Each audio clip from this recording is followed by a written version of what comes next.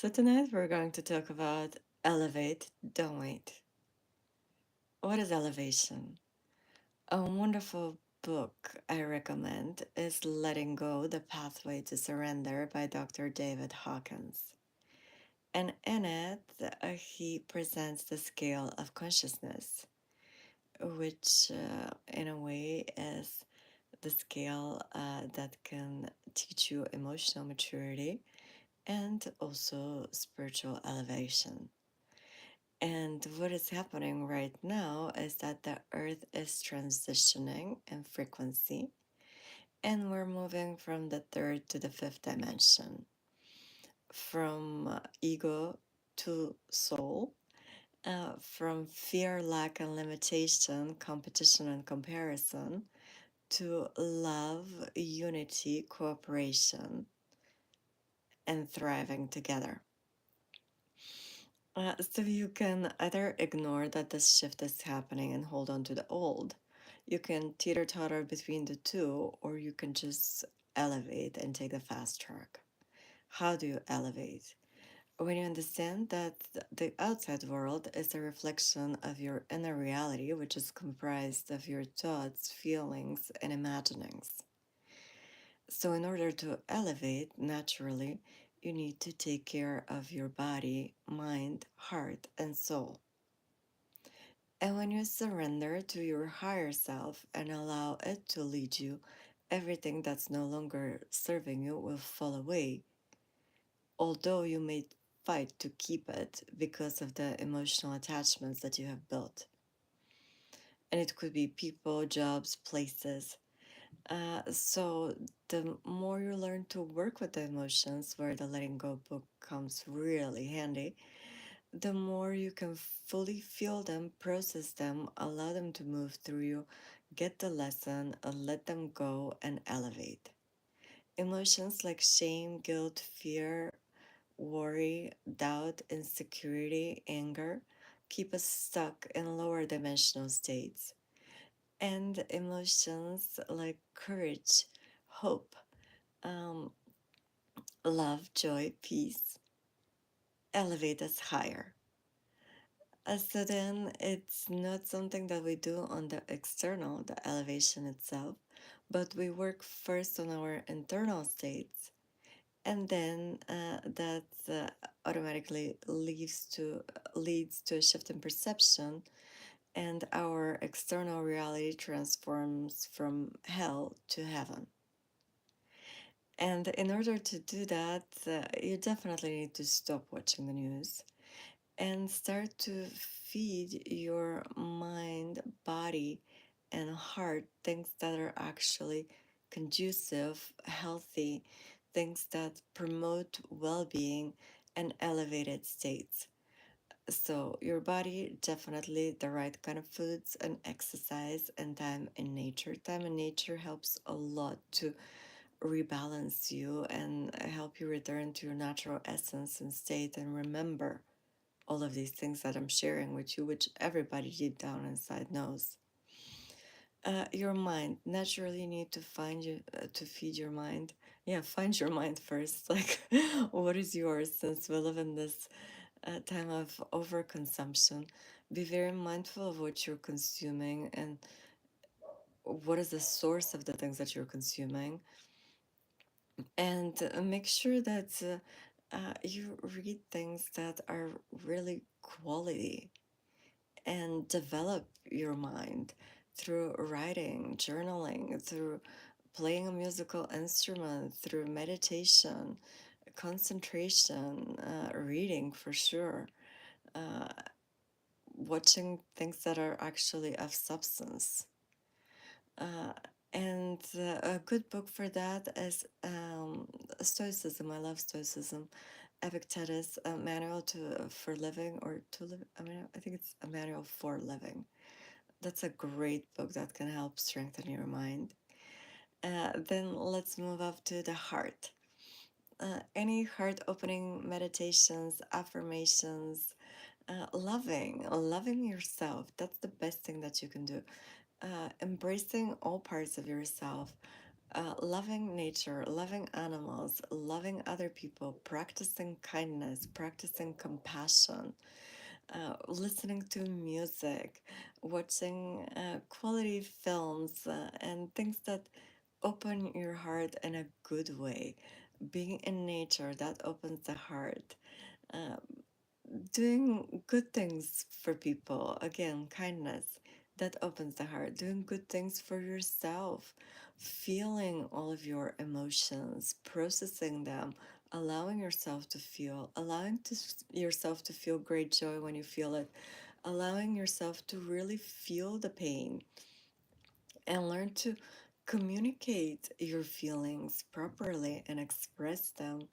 And again, practicing um, any kind of art will help open your heart, because it's a chance for the heart to express itself. And don't be concerned about how am I practicing this art and am I the best, and let it spring from inside of you, and simply do it for the enjoyment of it, for the fact that you're creating something, for making your soul happy. And when we're in the process of elevation and we start to pay really good attention to our inner state, to our thoughts, to our feelings, are they coherent? Are they aligned? How do these things feel? When I'm in the presence of that person, how does it feel? Am I getting good vibes from them or no? Are they just bringing and dumping emotional trauma and drama and talking about negative things, or are they contributing positively to me? Are they encouraging my creative gifts and talents? Are they sharing positive things with me? Are they sharing their positive life experience? So that's where it becomes tricky in that process of elevation, because when we choose to elevate, a lot of times the people around us are not choosing it. And we intentionally need to carve time to devote to ourselves, to transform ourselves from inside out. And a lot of times people are entitled to our time. So we need to establish good boundaries. And also, we need to become very selective who we allow how much access to ourselves. And some people might have to drop away. If people are still numbing their emotions with addictions, it might not be the healthiest thing for you to be in their presence. And here we're not talking about judgment, we're talking about discernment. Being discerning of how does the presence and influence of others affect you, and how much of that you want in your reality. If it's good, yes. If it's not so good, maybe not so much. And the same with jobs, with external situations. You just have to really start to pay good attention to yourself. How does it feel? And listen and trust to your intuition and act on it. And that's where a lot of people are afraid, because we might have to disappoint some people. We might have to put some boundaries in place that other people are not going to like. But that again shows you who really has your best interests in mind and cares about you and your energy and your essence and your well being, and who is only there to take from you, and which relationship is one sided and selfish when you start to set boundaries in place, when the other person is like, but how about well, it's like not mindful of your feelings. If you express, hey, I don't feel seen in this relationship, and then they make it about them and blame you, it means that this person cannot take responsibility and is not accountable for their actions, and definitely does not care about your feelings. So you don't owe them anything. And the more you let go of one sided relationships, things that do not bring you joy, things that don't really contribute to your growth, the faster you elevate. Because then your time, energy, and attention are available to focus on the things that actually contribute to you and bring you good vibes, like more time in nature, listening to really good music, your creative gifts and talents, the work that you enjoy that provides well for you, spending time with other people who are also conscious and getting more and more self aware and are on that path of elevation. And even if they're not in your vicinity and circle, when you drop the people that don't contribute to you, you can find people online that share information on YouTube. Or, again, you have to curate your social media as well. And your social media can become a reflection of your inner elevation and your consciousness and your process, because the more conscious and self aware we become, the more we see how everything is a reflection of what's inside of us. And that could be a really good way to gauge how far you have come and how far you've progressed. And the higher your vibration raises, the faster you catch something that's not good for you and say no to it. That immediately creates the desire for yes to the opposite, and the opposite shows up really fast. So, those are things to watch. And then you become interested in alchemy and using negative emotions to alchemize them to elevate yourself even higher. And life becomes so much more fascinating and fuller. And you realize that it's endless. The more you follow your intuition and your desires, there are opportunities to co create with the divine and bring something entirely new on this earth plane.